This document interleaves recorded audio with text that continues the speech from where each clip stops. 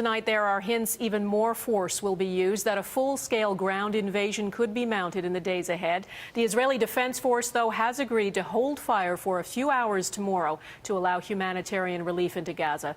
Civilians on both sides want the violence to end, but as Eric Sorensen reports, it's hard to see how that will happen before more lives are lost.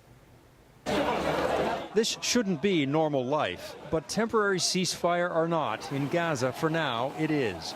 Since the conflict began 9 days ago, Israeli bombs have struck more than 1,800 targets in Gaza.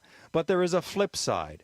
From Gaza, more than 1,200 rockets have been launched into Israel. This shouldn't be normal life either. Israeli residents cowering in the streets, above them Hamas rockets intercepted by Israeli missiles. Even that's not foolproof. Today, a funeral for one Israeli man killed by a Hamas mortar that got under the so-called Iron Dome. And now that Hamas has refused a ceasefire, Israel is emboldened. The Prime Minister told Italy's foreign minister, Israel is doing what any country would do. You wouldn't accept it, and you'd fight back, and that's what Israel is doing. The problem for Hamas, it has opted to keep fighting a battle that it's losing.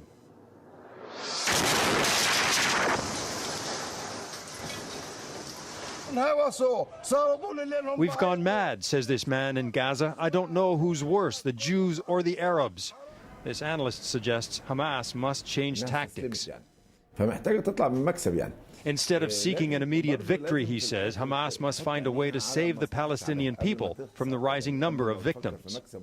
But if refusing a ceasefire is isolating Hamas, Israel is under greater pressure tonight too, after shelling the beach that killed 4 boys. Israel has agreed to hold fire for a few hours, its military buildup frozen along the border, an entire region collectively holding its breath. Eric Sorensen, Global News, Toronto.